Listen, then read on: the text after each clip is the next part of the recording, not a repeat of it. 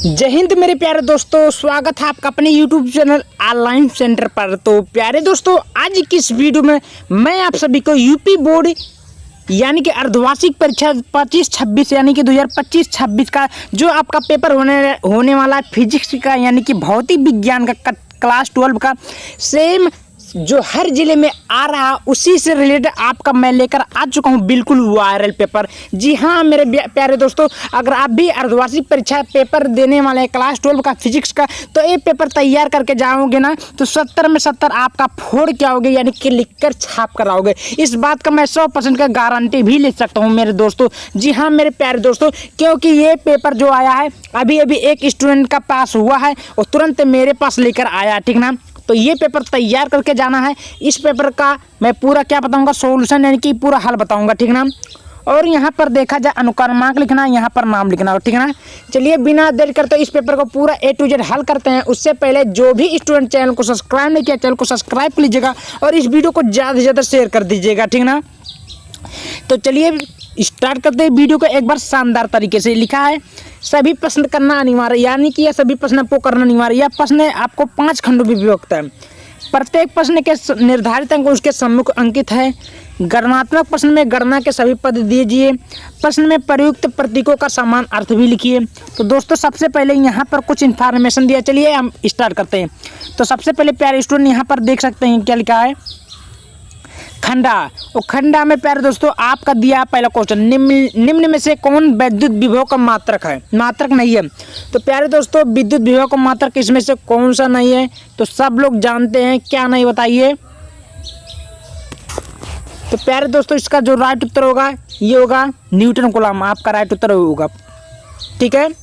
चलिए दूसरा क्वेश्चन आपके सामने बोल रहा है, खा प्रेरित विद्युत धारा की दिशा का ज्ञान होता है। प्रेरित विद्युत धारा का ज्ञान किस दिशा में होता? तो ये आपको पता होगा लेंज के नियम में होता। बहुत सारे स्टूडेंट गलती कर देते हैं, लिख देते हैं फ्लेमिंग के बाएं हाथ का नियम, बिल्कुल रॉन्ग है, इतना याद रखना दोस्त, ठीक है। घा वाला प्रश्न देखिए, एक शुद्ध प्रेरकत्व में औसत शक्ति का क्षय होती है। तो प्यारे दोस्तों क्षय होती है मतलब बोला, तो इसमें आपका राइट उत्तर होगा शून्य में होती है, ठीक है। चलिए यहाँ तक क्लियर हुआ। घा क्वेश्चन देखिए कि नाभिकीय बल की प्रकृति कैसी होती है? तो प्यारे दोस्तों नाभिकीय बल की प्रकृति आपका चुंबकीय होती है, ये सब लोग जानते हैं कैसा होती है, चुंबकीय होती है, क्लियर हुआ। चलिए अंगा वाला क्वेश्चन बोल रहा है कि द्रव्य तरंग का तरंग धैर्य निर्भर करती है, किस पे निर्भर करती है? तो प्यारे दोस्तों ये आपका आवेश पर निर्भर करती है, किस पे? आवेश, यानी कि डी आपका राइट उत्तर आवेश पर। चलिए चाप का उत्तर क्या बोल रहा है कि उत्तर लेंस की फोकस दूरी अधिकतम है। तो उस उत्तर लेंस की फोकस दूरी अधिकतम किस पे प्यारे दोस्तों? तो ये आपका लाल प्रकाश पे, लाल पे ज़्यादा आपका फोकस दूरी दिखता है, ठीक है। तो यहाँ तक क्लियर हुआ। चलिए अब प्यारे दोस्तों अब मैं आपको अगला क्वेश्चन पे दिखाता हूँ। देखिए यहाँ पर आपका 2-2 नंबर वाला क्वेश्चन पूछ रहा है, उसको भी हम लोग यहाँ पर देख सकते हैं। पहला क्वेश्चन बोला कि विद्युत फ्लक्स तथा विद्युत क्षेत्र में संबंध स्थापित करें, 1 नंबर आपका मिल गया। μ0 φ0 का मान ज्ञात कीजिए, संकेतों का अर्थ भी लिखिए, 1 नंबर आपका मिल गया। यदि प्रत्यावर्ती धारा का वर्ग माध्य मूल मान करली में 2 एम्पियर हो तो धारा का शिखर का मान ज्ञात कीजिए, 1 नंबर का आपको मिल गया। 2 उत्तर लेंस जिसमें प्रत्येक की फोकस दूरी 20 सेंटीमीटर दिया तो संपर्क में रखे संयुक्त लेंस की क्षमता की गणना करें, 1 नंबर आपका मिल गया। भाई न्यूमेरिकल सॉल्व करेंगे आपका नंबर मिलता ही जाएगा। फोटॉन किसे कहते हैं प्यारे दोस्तों? सबसे आसान क्वेश्चन बोल दिया। हाइड्रोजन परमाणु को स्पेक्ट्रम श्रेणियों के नाम लिखिए। देखिए क्वेश्चन बहुत आसान बोला गया, अगर आप लिखने में माहिर है तो आपको पूरे के पूरे नंबर मिलने वाले हैं, ठीक ना। चलिए खंड सा में चलते हैं, जो कि 2-2 नंबर का प्रश्न बोल रहा है। नाभिक की बंधन ऊर्जा से क्या तात्पर्य है? 500 वोल्ट विभवांतर द्वारा त्वरित इलेक्ट्रॉन के लिए 2 ब्रोगली तरंगदैर्घ्य की गणना की, 2 नंबर आपका मिल गया। अगला क्वेश्चन बोला कि बायोसेवर्ट के नियम के समीकरण की सहायता से निर्वात की चुंबकशीलता का मात्रक विमीय समीकरण भी लिखिए, 2 नंबर आपका मिल गया। दोस्त अगला क्वेश्चन बोल रहा है कि धारा घनत्व की परिभाषा में मात्रक लिखिए। तो धारा घनत्व का मात्रक सब लोग जानते हैं प्यारे दोस्तों, एम्पियर मीटर स्क्वायर होता है, 2 नंबर आपका मिल गया।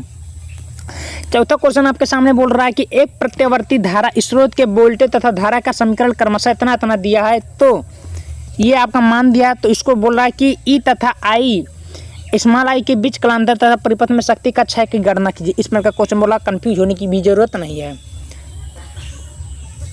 अगला क्वेश्चन आपके सामने बोल रहा है कि विद्युत फ्लक्स की परिभाषा, मात्रक तथा बीमा लिखिए। तो प्यारे दोस्तों, विद्युत फ्लक्स की मात्रा, परिभाषा लिखना, बीमा भी लिखना, तो कंफ्यूज होना नहीं है, ठीक ना। आपको पूरे क्वेश्चन आपको मिलते ही जाएंगे। क्लियर हुआ? चलिए यहाँ पर देखा जाए दोस्त, ठीक है। यहाँ पर आपके सामने क्वेश्चन बोल रहा है, उसको भी हम लोग दिखा देते हैं। 3-3 नंबर का क्वेश्चन बोला है। कई नंबर का? 3-3 नंबर का।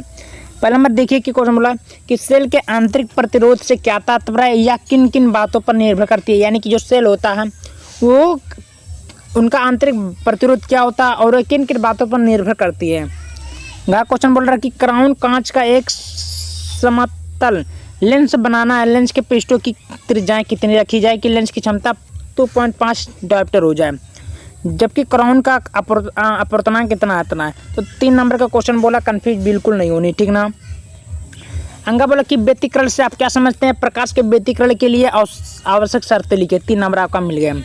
5वां क्वेश्चन बोला कि क्रांतिक द्रव्यमान एवं नियंत्रित श्रृंखला अपक्रिया को नाभिकीय रिएक्टर के संदर्भ में समझाइए। दोस्तों इस नंबर का क्वेश्चन बोला, बिल्कुल कंफ्यूज नहीं होनी है।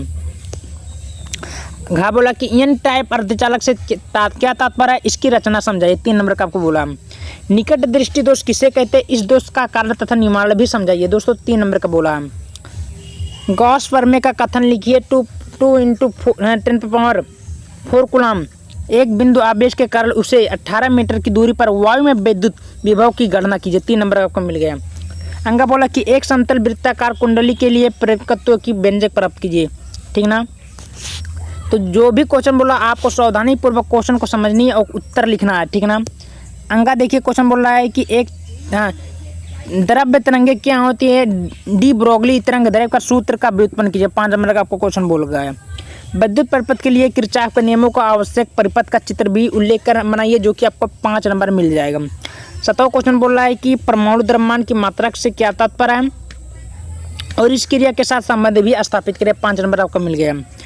अब देखिए यहाँ बोला अन्योन्य प्रेरण से क्या तात्पर्य है, अभिप्राय है। अन्योन्य प्रेरक गुणांक की परिभाषा दीजिए। 2 समतल कुंडलियों के अन्योन्य प्रेरकत्व का सूत्र भी स्थापित कीजिए। 2 नंबर का आपको मिल गया। 8वां बोला कि हाइगेंस की द्वितीयक तरंगाओं के सिद्धांत के आधार पर प्रकाश के तरंगों का परिवर्तन का प्रकाश कीजिए, व्याख्या कीजिए। 5 नंबर क्वेश्चन आपको मिल गया, ठीक ना। चलिए अंक देखिए, अथवा करके क्वेश्चन दिया, उसको भी देख लेते हैं। ट्रांसफार्मर की रचना एवं कार्य की विधि का चित्रण कीजिए। भाई ट्रांसफार्मर कैसा होता है आप लोग पता होगा। 9वां क्वेश्चन बोला है कि किसी प्रिज्म के लिए I- वक्र की खींचे तथा इसमें न्यूनतम विचलन प्रदर्शित कीजिए। तो क्वेश्चन बोला है तो लोग हल कर दीजिएगा, ठीक ना। तो दोस्तों यहाँ पर देख सकते हैं, जहाँ म्यू प्रिज्म के माध्यम का अपवर्तनांक ए प्रिज्म कोण इतना है, तो न्यूनतम विचलन कोण स्थापित करना। 5 नंबर आपको मिल जाएगा, ठीक ना। तो ये देखिए कुछ इस प्रकार बोला है कि दिए गए प्रत्यावर्ती धारा परिपथ में आपको इतना दिया, इसको हल करना। तो दोस्तों ये हल करेंगे तो आपका जो है नंबर मिलता जाएगा। तो ये जो मैं जितना क्वेश्चन बताया बिल्कुल वायरल है पेपर है, सभी जिलों में यही पेपर अर्धवार्षिक परीक्षा का आ रहा है। अगर आप भी ऐसे देते हैं पूरे के पूरे नंबर ला सकते हैं, ठीक है। तो इस वीडियो को ज़्यादा से ज़्यादा शेयर जरूर करें।